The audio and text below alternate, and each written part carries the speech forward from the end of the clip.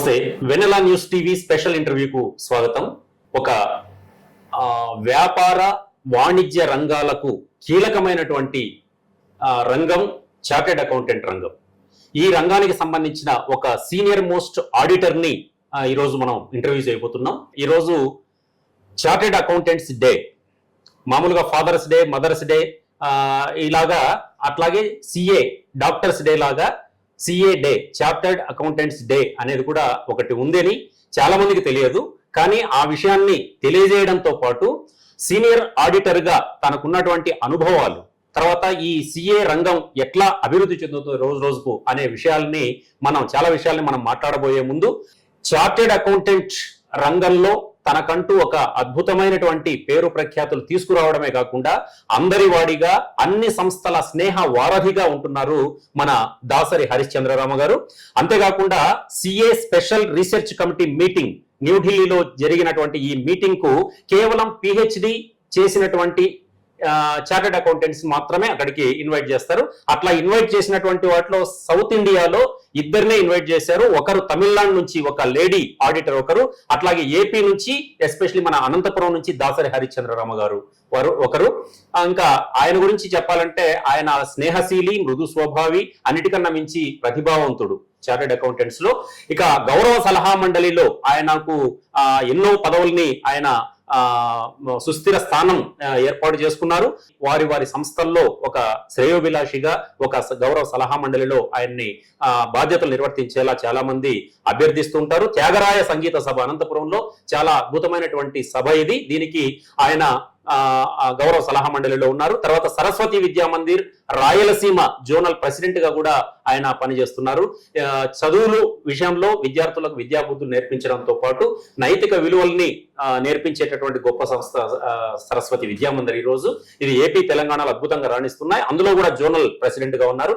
అట్లాగే వివేకానంద యోగా కేంద్ర founder advisor గా కూడా ఆయన ఉన్నారు. భారత వికాస్ పరిషత్ చీఫ్ ప్యాట్రన్ గా కూడా ఉన్నారు. అలాగే జేఎన్టీయు, ఎస్పెషల్లీ రాయలసీమకే గర్వకారణమైనటువంటి technical university JNTU governing body member గా ఆయన పనిచేస్తున్నారు. ఇంకా అనేక కళా సాహిత్య సంస్థలు చాలా వాటికి ఆయన వారధిగా ఉంటూ తన సలహాలు సూచనలు అందిస్తూ, అన్నిటికన్నా ముఖ్యంగా తాను వాళ్లకు హార్దికంగా ఆర్థికంగా కూడా సహకారం అందిస్తూ అందరి వాడిగా పేరు పొందారు దాసరి హరిశ్చంద్రరామ గారు, సీనియర్ మోస్ట్ ఆడిటర్. వారితో మాట్లాడే ప్రయత్నం చేస్తాం. సార్ నమస్కారం. నమస్కారం అండి. ఎలా ఉన్నారు సార్? చాలా బాగున్నామ్మా. ముందుగా మీకు చార్టెడ్ అకౌంటెంట్స్ డే శుభాకాంక్షలు సార్. సంతోషము, ధన్యవాదాలు. ఈ రంగంలో మీలాంటి వాళ్ళు ఉండడం వల్ల ఆ రంగానికే పేరు ప్రఖ్యాతులు వస్తున్నాయి. ఎస్పెషల్లీ రాయలసీమలో మీరు సీనియర్ మోస్ట్ ఆడిటర్, అనంతపురం, తర్వాత ధర్మవరంలో, అంతకుముందు వెరీ స్టార్టింగ్ లో చెన్నైలో ఇక్కడంతా పనిచేసినట్లుగా తెలిసింది. మీ అనుభవాల్ని ఒకసారి మా వెనెలా న్యూస్ టీవీ ప్రేక్షకులకు మనం అందించే ప్రయత్నం చేద్దాం. సార్, మొదటగా మీరు మీ కుటుంబ నేపథ్యం ఏంటి? అసలు నాన్నగారు, అమ్మగారు అసలు మీరు ఈ సిఏ రంగంలోకి రావడానికి ఎట్లా ప్రోత్సహించారు, ఏమిటి? నేను అనంతపూర్ నేటివ్ వాడిని. మా నాన్నగారు ఎలక్ట్రిసిటీ బోర్డు లో ఏపీఎస్సీ అనేవాళ్ళు. దాంట్లో డిప్యూటీ చీఫ్ అకౌంటెంట్ గా రిటైర్ అయిపోయారు 1971 లో. దాదాపు ఆయన 100 ఏళ్ళు బతికి ఈ మధ్యని కాలం చేశారు. ఆయన నేటివ్ సింగనమల, అమ్మగారు దగ్గర పల్లె. మేము 4 అన్నదమ్ములు, అందరూ కూడా చదువుకుని వాళ్ళ ఉద్యోగాలు ఉన్నారు. ఒకే ఒక చెల్లెలు, ఆమె కూడా బాగా చదువుకొని వాళ్ళ హస్బెండ్ అంతా కలిసి హ్యాపీగా ఉన్నారు అనంతపూర్లో అందరు కూడాను. సో మేమంతా కూడా అనంతపూర్ జిల్లా వాళ్ళమే. ఓకే. చదువు రీత్యా నాన్నగారు ఉద్యోగం చేస్తున్నారు కాబట్టి అనంతపూర్లో కొన్నేళ్ళు, కడపలో కొన్నేళ్ళు, తిరుపతిలో కొన్నేళ్ళు చదువుకొని మళ్ళీ అనంతపూర్లో ఇంటర్మీడియట్ కంప్లీట్ చేసిన తర్వాత డిగ్రీ కర్నూలులో సిల్వర్ జూబిలీ గవర్నమెంట్ కాలేజీని 1971 లో చాలా ఫేమస్ 72 లో స్టార్ట్ చేశారు. అది నేను సెకండ్ బ్యాచ్ అక్కడ 73, 76 డిగ్రీ అక్కడ కంప్లీట్ చేసిన తర్వాత చార్టర్డ్ అకౌంటెన్సీ కోర్సు చేయాలనేటువంటి ధ్యేయం అక్కడ స్టార్ట్ చేస్తాను. ఓకే. 10th క్లాస్ లోనే ఎగ్జామినేషన్ మార్క్స్ లో మాకు 10th క్లాస్ ఎగ్జామ్స్ లో 324 వచ్చాయి అనమాట. వస్తే ఒక ఇంట్రెస్ట్ ఉన్న స్టూడెంట్ గా బైపీసీ చేసి డాక్టర్ కావాలనేటువంటి తపన ఎక్కువ ఉండేది. కాకపోతే ఆ వచ్చిన 324 మార్కులతో బైపీసీ గ్రూప్ రాదు. నాన్నగారు కన్విన్స్ చేసి 1971 బాబు నీకు కామర్స్ గ్రూప్ ఇప్పిస్తాను, కామర్స్ గ్రూప్ చదువుతుంటే మీకు సిఏ కోర్స్ చాలా బాగుంటుంది, మా ఏపీఎస్సీబీలో ఏపీ మొత్తానికి ఒక పెద్ద ఆఫీసర్ ఉన్నారు, ఆయన పేరు రత్నం గారని, చీఫ్ ఫైనాన్షియల్ అడ్వైజర్ మాకు ఆయన చార్టెడ్ అకౌంటెంట్. సో నువ్వు కామర్స్ గ్రూప్ తీసుకుంటే సీఏ అవుతావు కాబట్టి బైపీసీ గురించి మాట్లాడకుండా యూ జాయిన్ సిఈసి అన్నారు. ఓకే, కాబట్టి చిన్నపిల్లాళ్ళం కదా అప్పుడు, ఇంకా 14 years అప్పుడే అంత అవేర్నెస్ ఉండదు లేదు. కానీ నాన్న సైన్స్ గ్రూప్ చేర్పించకుండా కామర్స్ చేర్పిస్తున్నాను కొంచెం అనుకున్నా, చేరిన తర్వాత no question of looking back on that. అప్పుడు తెలిసింది కేవలం హెచ్ఈసి, సిఈసి అండ్ ఎంపీసీ, ఇంకేముండేది కాదు. ఓకే, సో నాన్నగారు చెప్పటం అనేది, ఆయన అడ్వైజు, ఆయన డైరెక్షన్, ఆయన ఆశీర్వాదం వల్ల నేను ఈ రోజు ఈ స్థితిలో ఉన్నాను. సో ఆయన గైడెన్స్. ఆయన నాన్నగారి పేరు sir D Venkatrama, okay okay. అమ్మగారి పేరు అచ్చమ్మ. ఇప్పుడు లేరు వాళ్ళు నా దగ్గర. సో వాళ్ళ ఆశీర్వాదం, వాళ్ళ ఆలోచనలే నన్ను ఈ విధంగా ఈ స్థితికి తీసుకొచ్చారన్నమాట. సార్ ఫస్ట్ సిఏ జాయిన్ అయిన తర్వాత మీకు ఏమన్నా భయపడ్డారా? అంటే ఆ సిఏ కోర్సు గురించి ఏమీ అవగాహన ఉండదు అప్పటికి, ఎట్లా కంప్లీట్ చేశారు? మీరు పడిన సాధక బాధకాలు ఏమైనా ఉన్నాయి? ఇది మీరు అన్నట్లు సిఏ గురించి మాత్రం ఎప్పుడు నేను భయపడలేదండి. ఎందుకంటే చెప్పాను కదా, నాన్నగారు 10th class లో ఆయన బీజం వేశారు. ఇంటర్మీడియట్ కామర్స్ అవుతానే డిగ్రీ సిల్వర్ జూబ్లీ కాలేజ్ లో చేసేటప్పుడు మా head of the department BN Swamy garu, major B N స్వామి, ఆయన మాకు ఇచ్చిన డైరెక్షన్, మేము ఉన్నది 25 members. బీకామ్ అవుతూనే please don't go for MCom. మామూలుగా ఎవరైనా కానీ బీకామ్ అవుతూనే ఎంకామ్ చేయాలంటారు.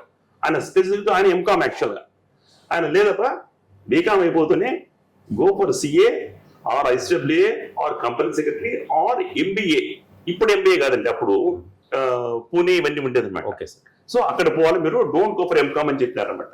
సో బీకామ్ లో ఉన్నప్పుడే సిఏ చాలా తపన, కోరిక ఉంది కాబట్టి సిఏ చేరిన తర్వాత ఎప్పుడు మేము దాని గురించి భయపడలేదు, ఆలోచన రాలేదు మాకు.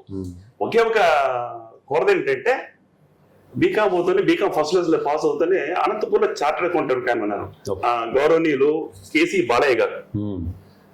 ఆయన దగ్గర చేయాలని ఆయన మా నాన్నగారు పోయి అప్రోచ్ చేశారు. నేను ఇట్లా మా అబ్బాయి ఉన్నాడు, BCom first class, English medium అట్లా అంటేనే, సారీ అండి మేము 5 మంది కంటే ఎక్కువ చేర్చుకునేది లేదు, నా దగ్గర వేకెన్సీ లేదన్నారు. సో నాన్నగారు మళ్ళీ బళ్ళారికి వెళ్ళి, అప్పటికి అక్కడ 25 years సీనియారిటీ ఉన్న ఒక పెద్ద company D V Sarovar and company, అక్కడ సిఏ నన్ను జాయిన్ చేశారు. సో అక్కడ చేరిన తర్వాత 3 ఏళ్ళు రూమ్ తీసుకొని ఉండటము, ఆడిట్ చేయటము, ఎగ్జామినేషన్ పాస్ కావటము, అదంతా రెగ్యులర్ గా జరుగుతుంది. ఎక్కడ భయపడింది లేదు. ఫెయిల్ అయినప్పుడు బాధపడ్డాము కానీ సిఏ అంటే భయపడింది ఎప్పుడు లేదు. తర్వాత మీకు ఫస్ట్ మీరు ఎప్పుడు సార్ స్టార్ట్ చేశారు? CA articles period 1976 to 79. ఆ పీరియడ్ లో సిఏ ఇంటర్ ఎగ్జామినేషన్ పాస్ అయిన తర్వాత CA inter qualifications government, AP government లో ఎంప్లాయ్మెంట్ తీసుకున్నారు, సీనియర్ అకౌంటెంట్, డైరెక్ట్ రిక్రూట్మెంట్ అది. ఆ ఉద్యోగం చేస్తూ సిఏ ఫైనల్ లో 3 గ్రూపులు ఉండే మాకు, 3 పేపర్లు ఒక్కొక్క గ్రూప్ లో. 3 గ్రూపులు 82, 83, 84 నేను సిఏ కంప్లీట్ చేసేసుకున్నాను.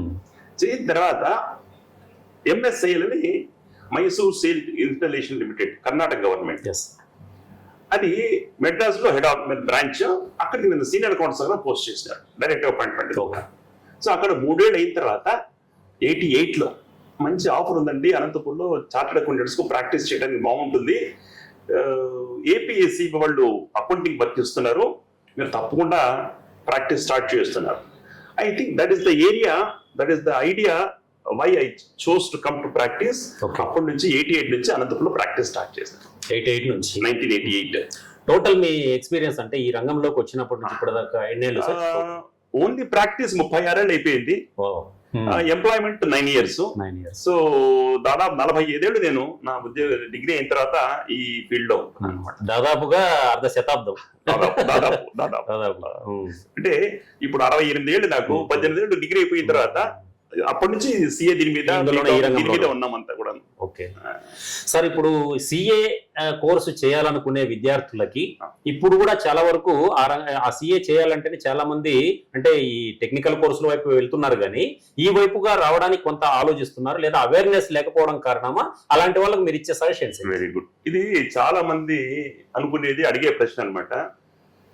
నేను 1976, 79 లో సిఏ చేరినప్పుడు చాలా మంది సిఏ అంటే తెలియదు. అవును, నంబర్ 1. తెలిసిన వాళ్లకు సిఏ అంటే భయం, అంటే పాస్ కావడం చాలా కష్టము, 3%, 4% పాస్ అవుతారు, దానికంటే ఏదో డిగ్రీ చేసుకుని ఫార్చునేట్ గా అప్పుడు గవర్నమెంట్ ఉద్యోగులు వచ్చేవి బాగా, పబ్లిక్ సెక్టర్ అంటే కానివ్వండి, బ్యాంక్స్ కానివ్వండి, దీంట్లో బాగా ఉద్యోగులు వచ్చేవి అప్పట్లో. ఎందుకంటే సిఏ చేయటము, అది 4 ఏళ్ళు పడుతుంది, 8 ఏళ్ళు పట్టవచ్చు, కాబట్టి వద్దది, better not to go for CA అని చెప్పి ఒక రాంగ్ ఒపీనియన్ ఉండేది. కాకపోతే మేము మొదటి నుంచి దాని మీద ఉన్నాం కాబట్టి సిఏ చేసి తీరాలా అనేటువంటి పట్టుదల కూడా ఉంది కాబట్టి ఈ ఆలోచన రాలేదు మాకు. కాబట్టి ఇప్పటికి కూడా చాలా మంది స్టూడెంట్స్ ఈ ఇంజనీరింగ్ చేస్తే 4 ఏళ్లలో ఉద్యోగం వచ్చిస్తుంది, సాఫ్ట్వేర్ ఉద్యోగం మంచి ఉద్యోగం వస్తుంది కాబట్టి ఈ సిఏ ఎందుకనేటువంటి ఫీలింగ్ చాలా మంది ఎప్పటికీ ఉన్నారు. కాకపోతే సిఏ చేసిన వాళ్ళు లైఫ్ లాంగ్ హ్యాపీగా ఉంటారు. స్టార్టింగ్ కొంచెం ప్రాబ్లం ఉండొచ్చు కానీ పాస్ కావడం అనేది once they complete and qualify themselves as a chartered accountant, there is no question of looking back and sky is the limit for their success. ఎక్కడికైనా కానీ వాళ్ళు షైన్ అవుతారు వాళ్ళు. ఈ సిలబస్ ఎట్లా ఉంటుంది సార్? ఎప్పటికి కూడా మారుతూ ఉంటుందా, లేకపోతే అంటే అప్పుడు మీరు చేసినప్పటికీ ఇప్పటికి కూడా చాలా డెవలప్మెంట్స్ జరిగాయి, నిజమండి, చాలా కంపెనీస్ వచ్చేసాయి, ఇవన్నీ కూడా ఎట్లా ఉంటుంది సార్ సిలబస్? ఎట్లా యాక్చువల్గా ఇన్స్టిట్యూట్ స్టార్ట్ చేసి 1949. ఓకే, మన సిఏ ఇన్స్టిట్యూట్ స్టార్ట్ చేసింది 1949. Okay, parliament before coming our constitution, మనకు 1950 లో కాన్స్టిట్యూషన్ వచ్చింది, 47 ఇండిపెండెన్స్. కాన్స్టిట్యూషన్ మనకు వచ్చింది రాజ్యాంగము 50లో. దానికి ముందు 1949 లోనే ఈ ఇన్స్టిట్యూట్ పార్లమెంట్ ఎనాక్ట్మెంట్ చేసి తీసుకొచ్చి చాలా చరిత్ర ఉంది అసలు. అప్పుడేమంటే అంతకుముందు ఉన్నారు అలా సిఎస్. అప్పుడు ఎట్లా జరిగేది ఈ ఫైనాన్షియల్ ట్రాన్సాక్షన్స్ అంటే అప్పుడు గవర్నమెంట్ డిప్లొమా ఇన్ అకౌంటెన్సీ అని ఒకటి ఉండేది, GDA. ఓకే ఓకే, అంటే 1949 ముందు. ఓకే, సో ఆ టైంలో ఎవరైతే GDA ఉన్నారో గవర్నమెంట్ డిప్లొమా చేసిన వాళ్ళని కన్వర్ట్ చేశారు సిఎస్ కింద. ఓకే, అప్పుడున్న స్ట్రెంగ్త్ 1750 మందో 1760 మంది ఉన్నారండి. ఇప్పుడు దాదాపు 4 లక్షల మంది చార్ట్ అకౌంటెంట్స్ ఉన్నారు. అయినా కొరతగా ఉంది మనకి.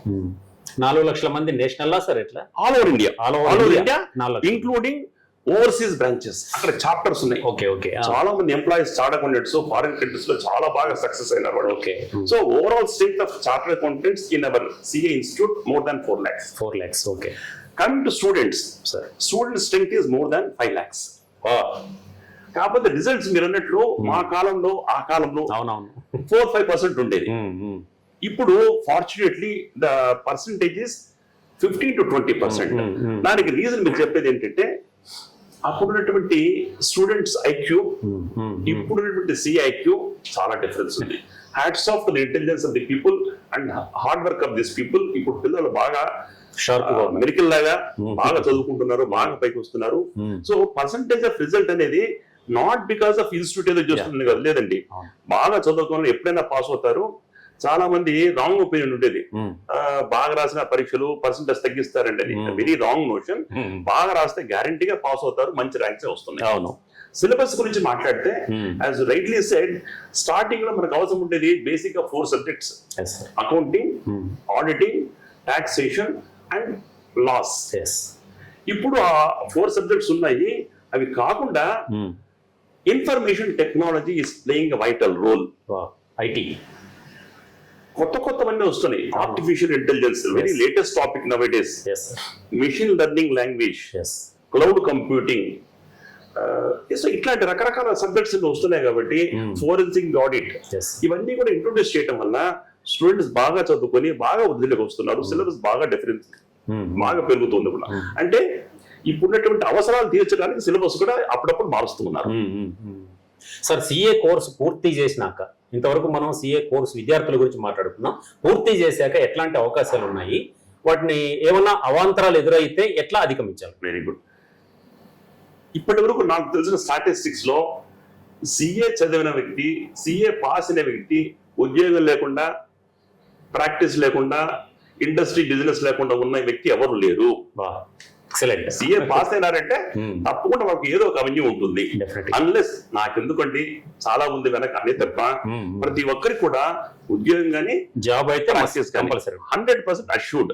ఇక్కడ ప్రాక్టీస్ గురించి మాట్లాడదాము, ఇండస్ట్రీ గురించి మాట్లాడదాం.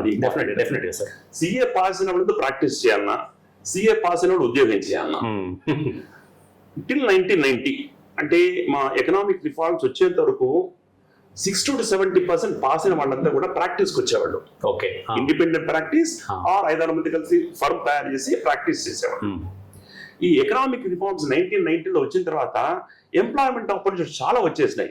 ఇప్పుడు కంపేర్ చేస్తే 60 to 70% CS are coming for employment, Oh. 30 to 40% are going for practice. Practice, okay. So ఈ రెండు కూడా ఎప్పుడు ఉన్నాయి, ఒకసారి అది ఎక్కువ ఒకసారి ఇది ఎక్కువ ఉంటుంది. ఓవరాల్ గా పాస్ అయిన వ్యక్తులకు, పాస్ అయిన సిఎస్ కు వెనక్కి చూసే ఆలోచనే ఉండదు. Okay. Practice or employment, but worst comes over business or industry, what they choose. అంతే. తర్వాత చార్టెడ్ అకౌంటెంట్ అనేటటువంటి రంగం ఎందుకు ఇంత డిమాండ్ ఉన్న రంగంగా మారింది? దీనికి కారణాలు ఏంటి సార్? సింపుల్ రీజన్, మనకు అనారోగ్యం చేస్తే డాక్టర్ కావాలి. అంతే కదా. ఎకానమీలో మన ఆర్థిక వ్యవస్థకు పట్టుగొమ్మ చార్టర్డ్ అకౌంటెంట్స్.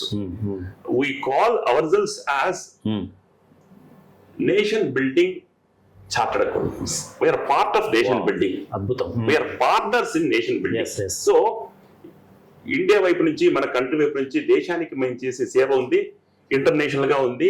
ప్లస్ ఇండస్ట్రీకి, సొసైటీకి, ఇప్పుడు కోఆపరేటివ్ సొసైటీస్ తీసుకోండి, వాలంటీర్ ఆర్గనైజేషన్ తీసుకోండి, కంపెనీస్ తీసుకోండి, బ్యాంక్స్ తీసుకోండి, ఇక్కడ మా సర్వీసెస్ లేవు అనే దానికి లేకుండా ప్రతి రంగంలో కూడా చార్టెడ్ అకౌంటెంట్స్ కు ప్రాధాన్యత ఉంది. ఇవన్నీ ఆదాయాన్ని పెంచేటటువంటి రంగాలే కదా. రెండు రకాలుగా మాట్లాడదాం. ఇది గవర్నమెంట్ కు అన్ని చక్కగా ఉండాలని కోరుకోవటంలో ఒకటి, నిబంధనల మేరకు యాక్ట్ మేరకు. తర్వాత ఇండివిజువల్స్ కూడా వాళ్ళ అకౌంట్ సరిగ్గా ఉన్నాయి లేదా, ట్రూ అండ్ ఫెయిర్ అయిన పొజిషన్ ఉందా లేదా, సరిగ్గా మెయింటైన్ చేస్తున్నాం లేదా, మనకు లాభం వస్తుందా నష్టం వస్తుందా, మన ఆస్తులు ఎన్ని ఉన్నాయి, అప్పులు ఎన్ని కనుక్కోవడానికి, ఆడిట్ చేయడానికి తప్పకుండా వీళ్ళ రోజు తప్పకుండా ఉంటుంది. కరెక్టే సార్. తర్వాత ఈసారి ఈ కార్పొరేట్ రంగం అనేది బాగా విపరీతంగా విస్తృతంగా శాఖోపశాఖలుగా విస్తరిస్తూ ఉంది. ఈ కార్పొరేట్ సంస్థలు వచ్చిన తర్వాత ఈ సిఏ రంగానికి ఇంకా డిమాండ్ పెరిగిందంటారా? అసలు కార్పొరేట్ సంస్థలకు మీరు వర్క్ చేసేటప్పుడు యాజ్ ఆడిటర్ గా మీ అనుభవాలు ఏంటి? Very good. యాక్చువల్గా 1956 కంపెనీస్ యాక్ట్ గురించి మాట్లాడుకుంటాం. దాని తర్వాత 2013లో కంపెనీస్ యాక్ట్ కొత్తది వచ్చింది. సో మనకున్నటువంటి ఎంటిటీస్ లో బిజినెస్ చేయాలన్నా, ఇండస్ట్రీ పెట్టాలనుకున్నా కానీ 3-4 టైప్స్. ఒకటి ఇండివిజువల్ గా చేస్తాము, ఒకటి పార్ట్నర్షిప్ గా చేస్తాము, ఒకటి కోఆపరేటివ్ సొసైటీగా చేస్తాము, ఒకటి కంపెనీస్ గా చేస్తాం. కంపెనీస్ లో మళ్ళీ private limited, public limited. So ఈ ప్రైవేట్ లిమిటెడ్ అండ్ పబ్లిక్ రెండు కలుపుకొని మనం కార్పొరేట్ రంగం అంటాం. ఇది మొదటి నుంచి ఉంది. ఇప్పుడు కొత్తగా తీసుకున్నామంటూ ఏం లేదు. కాకపోతే ఒక డిఫరెన్స్ అంటే, ఒకప్పుడు పబ్లిక్ సెక్టార్ అంటే డామినేట్ చేసేవి, ఇప్పుడు private sector is dominating. So companies చాలా వరకు all over India or internationally, because now it is a global village. Corporate sector is commanding in all the fields. ఆ రంగంలో తప్పకుండా chartered accountant, chief accounts officer, chief financial adviser, chief operating officer, ఏదో ఒక designation తో వాళ్ళ service లేకుండా industry ఉండదు. ఒకసారి ఈ సిఏడి గురించి మాట్లాడుతున్నాం కాబట్టి, అరుణ్ జైట్లీ గారు మనకు ఫైనాన్స్ మినిస్టర్ గా ఉన్నప్పుడు ఢిల్లీలో సిఏడి ఆయన ఇన్వైట్ చేస్తే ఫంక్షన్ కు ఆయన సరదాగా మాట్లాడుతూ, ఆయన బేసిక్లీ ఆయన అడ్వకేట్. చూడండి, సిఏ ఎగ్జామ్స్, సిఏ సిలబస్ ఎట్లా ఉంటుందంటే, లా చేశాను నేను, చేసిన వాళ్ళు ఎవరు, లాలో చేరిన వాళ్ళు ఎవరు ఫెయిల్ అయ్యే ప్రశ్న లేదు. వెరీ డిఫికల్ట్ టు ఫెయిల్ కావడం కష్టం, very difficult. Opposite way, very difficult to pass CA అని తమాషగా మాట్లాడడం జరిగింది. But syllabus very standard syllabus. Syllabus is internationally recommended and commended. International levels లో స్టాండర్డ్స్ చాలా బాగా మెయింటైన్ చేస్తున్నారు. ఈ సందర్భంలో 2 పాయింట్లు చెప్పాలి సార్. ఒక చార్టెడ్ అకౌంటెంట్ గా మా సంస్థలో international standards of accounting, international standards of auditing, ఈ స్టాండర్డ్స్ తప్పకుండా ఫాలో అవుతూ, ఇవన్నీ కూడా మా క్లయింట్స్ చెప్తూ అవి ఫాలో అవుతున్నారని చూడటం మా బాధ్యత. తప్పకుండా ఇవన్నీ కూడా క్వాలిటీ బాగా పెంపు చేస్తున్నాయి. సార్, ఇప్పుడు జిఎస్టీ అనేది ఒక బాగా హాట్ టాపిక్ గా ఉంది. ఎక్కడ చూసినా అది సామాన్యులకు ఇది నష్టం చేస్తుంది, పేద మధ్యతరగతి వర్గాలకు ఈ జిఎస్టీ అనేది ఒక శాపంగా మారింది అనే కొంతమంది అభిప్రాయాలు వ్యక్తం చేస్తున్నారు. మరి అసలు జిఎస్టీ అనేటటువంటిది యాజ్ ఎ గవర్నమెంట్ రూల్స్ ప్రకారం కానీ, లేదా మీకు తెలిసిన ఈ చార్టెడ్ అకౌంటెంట్స్ ప్రకారం కూడా ఎంతవరకు అవసరము? ఇప్పుడు ప్రస్తుతం అమలు అవుతున్నటువంటి జిఎస్టీ కరెక్ట్ గానే ఉంటుందా? అసలు ఏంటి సార్ దీని? ఇది చాలా మంది అనుకునేటువంటి అంశం. ఇది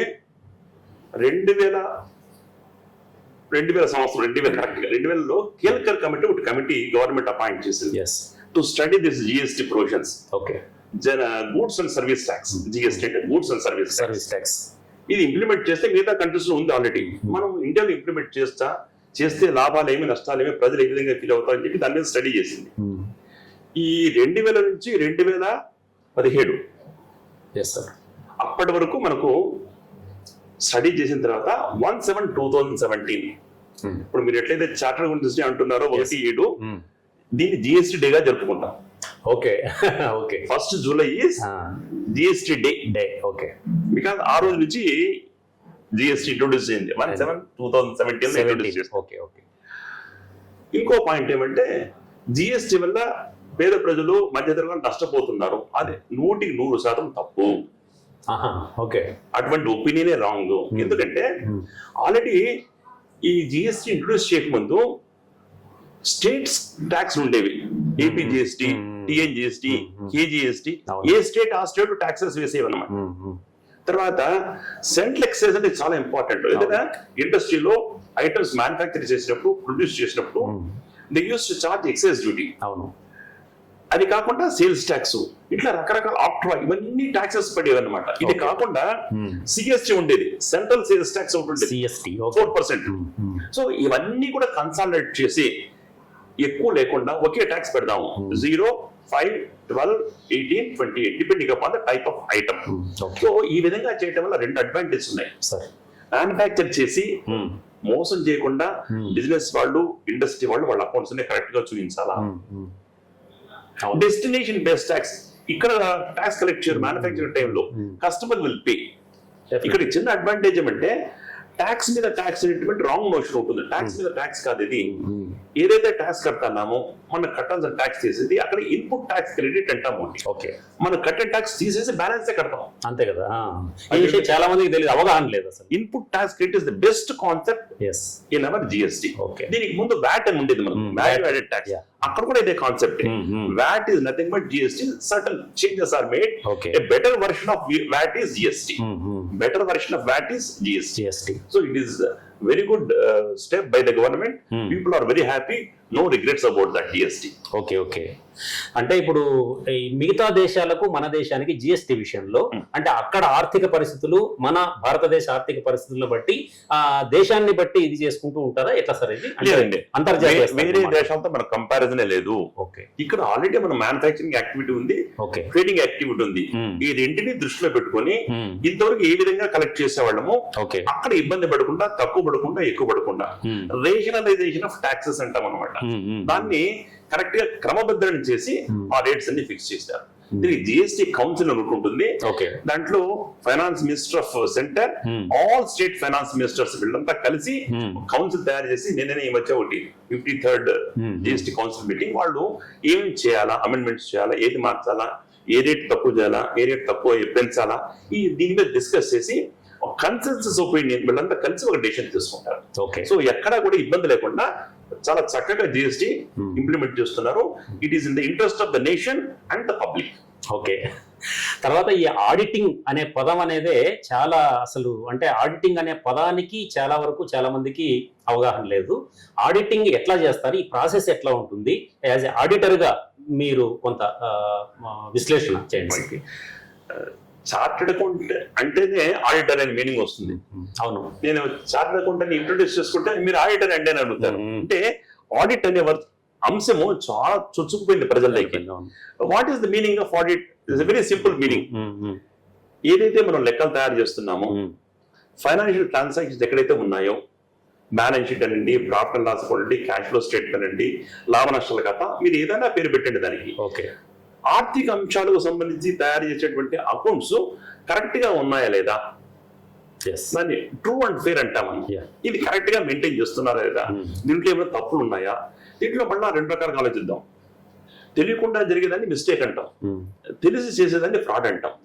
సో చార్టెడ్ అకౌంటెంట్ ఆడిట్ చేసేటప్పుడు అట్లాంటి మిస్టేక్స్ ఉన్నాయా, ఇట్లాంటి ఫ్రాడ్స్ ఉన్నాయని 2 గమనించి ఆయన ఒపీనియన్ తీసుకొని ఇక్కడ తప్పు జరిగింది, ఇక్కడ మోసం జరిగింది, ఇక్కడ తప్పు జరిగింది అని అనలైజ్ చేసి ఆయన రిపోర్ట్ చేస్తాడు. Okay okay, that is the main activity of a chartered accountant. అంటే పబ్లిక్ లో ఇంకొక ఒపీనియన్ కూడా ఉంది సార్. అదేంటంటే ఇప్పుడు ఒక సంస్థ ఉందనుకోండి ఏదైనా కానీ, ఆ సంస్థకు సంబంధించిన ఏమంటారు నియమ నిబంధనలు అవన్నీ కూడా పక్కకు పెట్టేసి లాభాలే ధ్యేయంగా, లేకపోతే లేనిది ఉన్నట్టు చూపించడము, ఉన్నది లేనట్లు చూపించడం, ఇట్లా చేస్తారు ఆడిటర్స్ అనే ఒక ఒపీనియన్ కూడా ఉంది. ఎంతవరకు అది నిజమేనా, సాధ్యమేనా? ఇదండి ఇది very very very అన్పార్లమెంట్ language it's Okay. Not be used like that. Okay okay ఒక చార్టెడ్ అకౌంటెంట్ గా బాధ్యతమైన వ్యక్తిగా 99 మంది చక్కగానే చేస్తున్నారు. మీకు తెలుసు కదండి, అంటే ఆడిటర్స్ తప్పు పట్టడం కాదు ఇక్కడ. ఏ ఆ రంగంలో సంస్థల వాళ్ళని ఏ రంగంలో అయినా కానీ బ్లాక్ షీప్ అనే వాళ్ళు ఉంటారు. డెఫినెట్ గా. తర్వాత tax avoidance, tax evasion, okay. Tax planning అని ఉన్నాం. నైస్. సో ఎవరైతే మమ్మల్ని ఆర్డర్ గా అపాయింట్ చేసుకుంటారో ఆ కంపెనీలో రూల్స్ రెగ్యులేషన్స్ ఉంటాయి. అవి అబ్జర్వ్ చేస్తూ మా ఇన్స్టిట్యూట్ మాకు కోడ్ ఆఫ్ కాండక్ట్ ఎథిక్స్ అని ఉన్నాయి. అవును సార్. మేము ఎగ్జామినేషన్ ఒక సబ్జెక్ట్ దాంట్లో మాకు code of Ethics. Conduct ethics అనేది ఓ. ఇది ఆ ఎగ్జామినేషన్ మేము సిలబస్ చదువుకుంటాం. Plus as a charter accountant you are suppose to go by those norms. మేము ఆ ఇంటిగ్రిటీ ట్రాన్స్పరెన్సీ మెయింటైన్ చేయకపోతే మాకు చాలా Legal issues కూడా వస్తాయి. Will not be called as a charter Yeah, accountant. yeah. ఆ విషయంలో 99% will not be influenced by the client. Client. వాళ్ళు చెప్పినట్టు చేసేదానికి మేము no. Okay. That is why we call as independent auditor, yes. independent chartered accountant.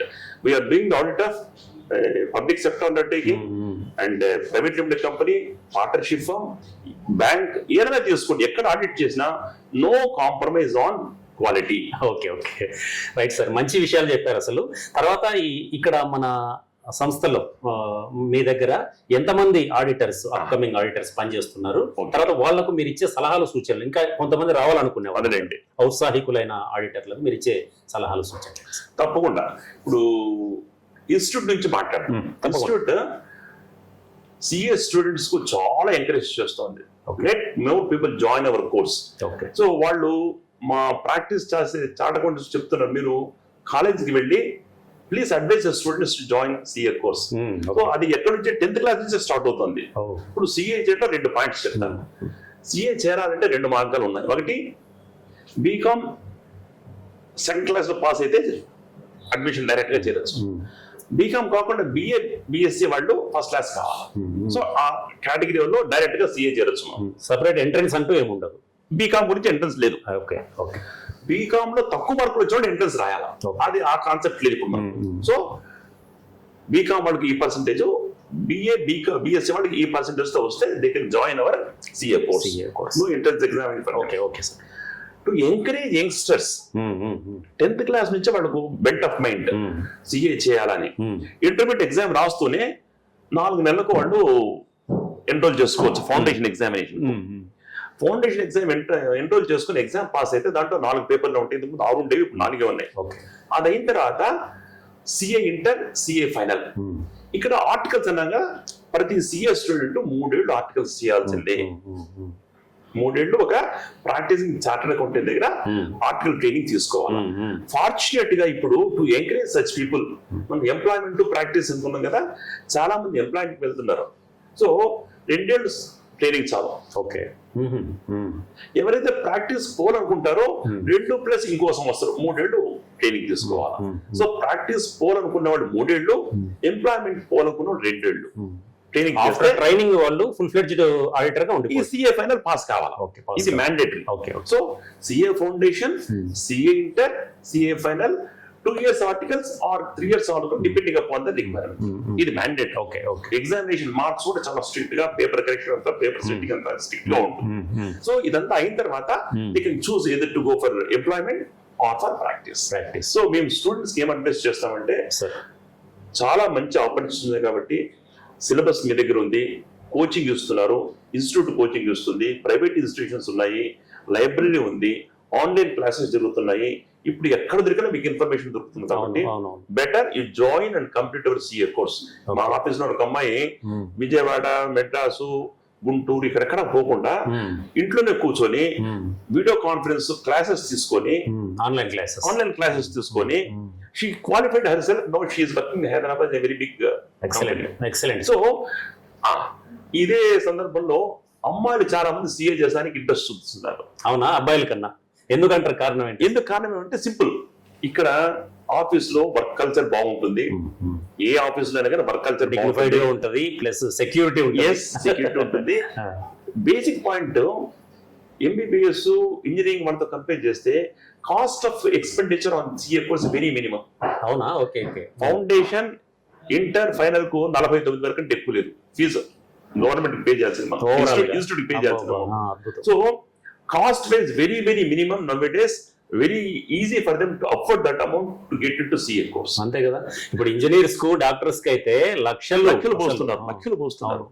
తర్వాత second point ఏమంటే, మా దగ్గర చేసేటువంటి సిఏ స్టూడెంట్స్ కు we are suppose to give monthly stipend. Wow, excellent. Less than 5 lakhs population ఉన్న టౌన్ లో 2,000 first year monthly, 3,000 ఇక్కడ మన ఇన్స్టిట్యూట్ నుంచి మేము ఇస్తాం. మేము పిల్లలకు మేమే స్టైపెండ్ ఇస్తాం. 5 lakhs to 20 lakhs population town లో 3,000, 4,000, 5,000 3 years. 20 lakhs పాపులేషన్ పైన ఉన్న వాళ్ళకు 4,000, 5,000, 6,000 స్టైపెండ్ కూడా. తర్వాత ఇవి కాకుండా రన్ చేస్తున్నారు సార్ అట్లా చాలా ఏళ్ళ నుంచి. చెప్పడం మర్చిపోయింది, నేను 76, 79 అన్నాను కదా, నాకు మంత్లీ 50 రూపీస్ ఇచ్చేవాడు stipend. 15 rupees 50. Okay, 50 rupees. Second year లో 75, థర్డ్ ఇయర్ లో 100. సిఏ ఇంటర్ పాస్ అయినానని చెప్పేసి 120 స్టైపెండ్ ఇచ్చారు అప్పుడు. ఇప్పుడు అది 3,000, 4,000, 5,000 కాబట్టి. So paid stipend also. ఇంకా కొంతమంది కొంచెం చూస్తాం అన్నమాట, కొంచెం పూర్ స్టూడెంట్స్ అనిపిస్తే we are giving some scholarships, institute is giving scholarships. చాలా బాగుంది, ఆ విషయంలో ఎక్కడ మనకు ప్రాబ్లం లేదు. Very good, very good. తర్వాత ఇప్పుడు మీరు మీ సిఏ జీవితంలో, అంటే చార్టెడ్ అకౌంటెంట్గా మీరు ప్రారంభించినప్పటి నుంచి ఇప్పటిదాకా చాలా పెద్ద పెద్ద సంస్థలు, కోట్లలో టర్న్ ఓవర్ ఉన్నటువంటి సంస్థలకు మీరు ఆడిటర్గా పనిచేసి ఉంటారు. మీకు సెల్ఫ్ సాటిస్ఫాక్షన్ బాగా అనిపించిన సందర్భాలు కానీ, లేదా యాజ్ ఏ సీనియర్ ఆడిటర్గా మీరు సాటిస్ఫైగా ఉన్నారా సార్? ఇది నాకు ఒక చిన్న అడ్వాంటేజ్ ఏంటంటే, నేను ఎంప్లాయ్మెంట్ లో 9 ఏళ్ళు ఉన్నా, ప్రాక్టీస్ లో 36 ఏళ్ళు ఉన్నా. సో దీనికి చూసాను కాబట్టి నిజంగా ప్రాక్టీస్ లో ఐఎమ్ వెరీ హ్యాపీ, వెరీ కంటెంటెడ్. ఎట్లా అంటే ఇండిపెండెంట్ గా ఉన్నాను, ఒక 10 మందికి ఉద్యోగాలు ఇప్పిస్తున్నాను, 10 మందితో రిలేషన్స్ ఉన్నాయి, నాకు సంబంధించిన ఆదాయం వరకు నాకు ప్రాబ్లం లేదు, కాంప్రమైజ్ కావట్లేదు ఎక్కడ మారల్స్ దగ్గర, ప్రిన్సిపల్స్ దగ్గర, ఆ ఇంటిగ్రిటీ మెయింటైన్ చేస్తున్నాము. So self satisfaction is very much as far as practice is concern. Coming to audit, మేము బ్యాంక్ ఆడిట్స్ చూస్తుంటాము, అక్కడ కొంచెం పర్వాలేదు. కంపెనీ ఆడిట్స్ చూస్తున్నాము, విండ్మిల్ కానీ, ఈ డ్రగ్స్ ఇండస్ట్రీ కానీ, ఫైనాన్షియల్ ఇన్స్టిట్యూషన్స్ కానీ, we feel very much happy with the way we are functioning in the company as far as audit is concerned. Filing of income tax returns, అది కూడా మీరు అన్నట్టు చాలా మంది ఎంత తగ్గిస్తారో, no question of such bargaining. As far norms are concern, దాని ప్రకారం ప్లానింగ్ ఏదంటే చెప్తాం మీకు, ఈ విధంగా ప్లాన్ చేసుకోండి, ఈ విధంగా ప్లాన్ చేసుకోండి, ఇక్కడైతే కొంచెం తగ్గే అవకాశం ఉంటుంది, సలహా ఇస్తారా, ఇటువంటి అడ్వైస్ ఇస్తాం. కాబట్టి people prefer our services as a chartered accountant. ఇది సార్. ఇంకోటి ఏంటంటే, సిఏ అంటే డబ్బు సంపాదించే ఒక కోర్సు, ఇది ఆ రంగం ఇది, కాబట్టి డబ్బు బాగా సంపాదించవచ్చు అనే ఆశ కూడా కొంతమందిలో ఉండొచ్చు, ఫర్ సపోజ్ ఉండొచ్చు. అలాంటి వాళ్ళు ఈ రంగంలోకి వస్తే ఎథికల్ పరంగా, ఎథిక్స్ పరంగా మీరు వాళ్ళకు ఏం చెప్పదలుచుకున్నారు? అసలు సక్సెస్ఫుల్ ఆడిటర్గా వాళ్ళు రాణించాలంటే మీరు ఇచ్చే సలహాలు, సూచనలు. ఇది మీరు అన్నట్లు డబ్బు సంపాదించడానికి ఒక మార్గం ఇది, అంతేగాని డబ్బు కోసమే దీంట్లో ఎవరు చేరు. మేము మా జనరేషన్ తో కూడాను ఒక చార్టెడ్ కావడం అంటే ఫీల్ యాజ్ ఎ ప్రివిలేజ్. మీరు అంటారు చూడండి, నా దేశం భారతదేశము, నేను భారతీయుడిని, భారతీయుడు ఎందుకు గర్విస్తున్నాను, నిజమే. అలాగే నా ఇన్స్టిట్యూట్ చార్టెడ్ అకౌంటెంట్ ఇన్స్టిట్యూట్, నేను చార్టెడ్ అకౌంటెంట్ ను, నేను చార్టెడ్ అకౌంటెంట్ గర్విస్తున్నాను. డబ్బు గురించి మాత్రం ప్రాబ్లం లేదు మాకు, డబ్బు గురించి ఏం ప్రాబ్లం లేదు. దానికోసం సిఏ చేసామంటే నాకు తెలిసి ఎవరు లేరు, డబ్బు కోసం సిఏ చేస్తాను నాకు తెలిసి ఎవరు లేరు. ఎట్లా వచ్చిన తర్వాత ఎస్ ఆటోమేటిక్ గా వస్తుంది అది. మేము ఎక్కడ కూడా వీ నెవర్ లుక్ బ్యాక్, డబ్బులు లేవే, డబ్బులు ఎక్కడ బాధపడలేదు. Clients are very courteous, reasonable charges are there. ఇంకోటి ఏంటంటే, institute has prescribed certain rates. Okay, మీరు ఆడిట్ చేస్తే ఈ ఫీజు కలెక్ట్ చేయాలా, ఈ అడ్వైజ్ ఇస్తే ఈ ఫీజు కలెక్ట్ చేయాలా, కొన్ని నామ్స్ పెట్టారు. డెఫినెట్గా ఉంటాయి. దాని ప్రకారం అనంతపూర్ లెవెల్లో చేస్తే కొంచెం ఇబ్బంది పడతారనే ఉద్దేశంతో వీ హ్యావ్ దట్ లివరేజ్. అయినా ఇన్స్టిట్యూట్ 10,000 కలెక్ట్ చేయమంటే అంత అవసరం లేదేమా, చూద్దాం మనం, మీకు ఇబ్బంది లేకుండా నాకు ఇబ్బంది లేకుండా. And all this fees amount is accounted because we are subject to GST, we are subject to income tax. ఇంకోటి ఓపెన్, అది నలుగురికి మేము చెప్పేవాళ్ళం, మీరు కరెక్ట్ గా మెయింటైన్ చేయండి, ఇన్కమ్ ట్యాక్స్ సరిగ్గా కట్టని చెప్పేవాళ్ళం. మేము ఎక్కడ కూడా ఈ తప్పు పని చేసేదానికి అవకాశం లేకుండా పనిచేస్తాం. ఓకే సార్, మీ కుటుంబం గురించి చెప్పండి. మీ పిల్లలు ఎవరైనా కానీ ఈ రంగంలో ఉన్నారా? ఆ విషయాలు చెప్పండి. మా అబ్బాయి అరవింద్ రామ, ఆ అబ్బాయి ఎంపీసీ గ్రూప్, ఇంటర్మీడియట్ లో ఎంపీసీ తీసుకొని ఇంజనీరింగ్ సీట్ వచ్చింది. అప్పుడు అడిగాను, బాబు నువ్వు ఇంజనీరింగ్ చేస్తావా, సిఏ ఫౌండేషన్ ఎగ్జామ్ రాస్తావన్నా. నేను ఐ రైట్ సిఏ ఫౌండేషన్ అన్నాడు. ఫార్చునేట్ గా ఫస్ట్ అటెంప్ట్ లో ఫౌండేషన్ ఎగ్జామ్ పాస్ అయ్యాడు. సో ఇంకా అప్పటి నుంచి no question of thinking back. ఆ అబ్బాయి కూడా సీఏ క్వాలిఫై అయ్యి నాతో పాటు ప్రాక్టీస్ చేస్తున్నాడు. నా ఆఫీస్ లోనే ఉంటాడు. ఇక్కడే ఉంటున్నాం, బాగా హ్యాపీగా ఉన్నాడు, ఏం ప్రాబ్లం లేదు. He is best with 2 sons. మేమంతా కలిసే ఉంటున్నాం ఇక్కడ. ఇంకా నా కుమార్తె ఆమె ఆప్థమాలజిస్ట్, కర్నూలు మెడికల్ కాలేజ్ లో పీజీ చేసిన తర్వాత వైజాగ్ లో శంకర్ ఐ ఫౌండేషన్ లో కార్నియోలో స్పెషలైజ్ చేసి ఇప్పుడు హైదరాబాద్ లో గ్లోబల్ ఐ కేర్ లో ఒక బ్రాంచ్ ఇన్ఛార్జ్ గా షీఈస్ దే. సరైన ఆయన రేడియాలజిస్ట్ అండ్ సిటిజన్ హాస్పిటల్ లో పనిచేస్తున్నాడు. With son. So family wise we are very happy. ఒకరు డాక్టర్, ఒకరు చార్టెడ్ అకౌంటెంట్.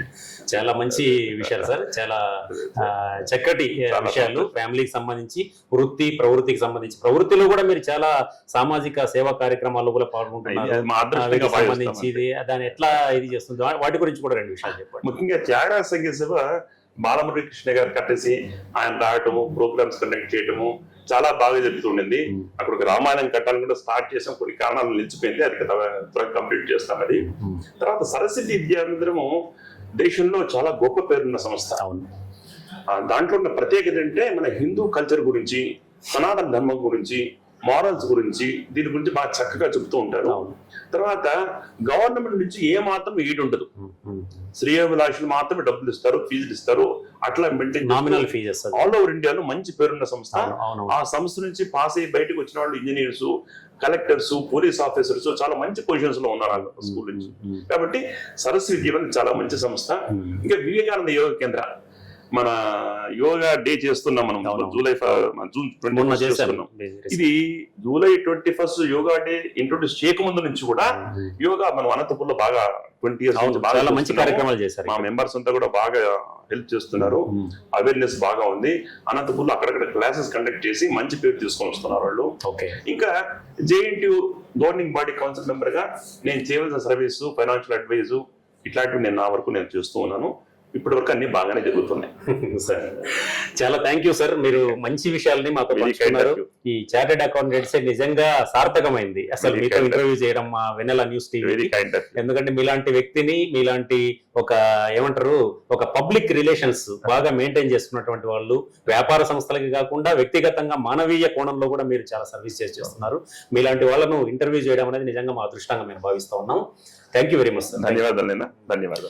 ఇది దాసరి హరిశ్చంద్రరామ గారు, సీనియర్ మోస్ట్ ఆడిటర్ గారితో ఈరోజు చూశారు కదా మీరు. చాలా చాలా చక్కటి విషయాలన్నీ కూడా వారి వృత్తిలో ఏమేమైతే వాళ్ళు చేశారు, తర్వాత ఈ వృత్తిలోకి రావాలనుకుంటున్న వాళ్ళకి ఎలాంటి సజెషన్స్ ఇచ్చారు, ఇవన్నీ కూడా మీరందరూ తప్పకుండా ఫాలో అవ్వండి. ఫాలో అవ్వడమే కాకుండా ఎథికల్ పరంగా కూడా ఆడిటింగ్ ఎట్లా చేయొచ్చు, ఎవరికి ఏ ప్రలోభాలకు లొంగకుండా ఒక జీవితం అనే దాన్ని సార్థకం చేసుకోవడానికి వృత్తిపరంగా, ప్రవృత్తి పరంగా తను కూడా చాలా వృత్తిలోనే కాకుండా ప్రవృత్తి పరంగా చాలా సోషల్ ఆర్గనైజేషన్స్ కి ఆయన సలహాదారులుగా ఉన్నాడు. అన్నిటికన్నా మించి మంచి కార్యక్రమాలతో యువతలో నైపుణ్యాన్ని పెంచడానికి, యువతలో ఆలోచన విధానాన్ని ప్రభావితం చేయడానికి చాలా చక్కగా సార్ కృషి చేస్తున్నారు. కాబట్టి దాసరి హరిశ్చంద్రరామ గారి లాంటి ఇంటర్వ్యూలు సార్తో పాటు ఇంకా చాలా మంది ఇంటర్వ్యూలు ముందు ముందు మరిన్ని అందించడానికి మేము మా వెన్నెల న్యూస్ టీవీ సిబ్బంది ఎప్పుడు కూడా సంసిద్ధంగా ఉంటుంది. ఇది ఈ వారం స్పెషల్ ఇంటర్వ్యూ. వచ్చే వారం మరో మంచి ఇంటర్వ్యూతో మళ్ళీ కలుద్దాం.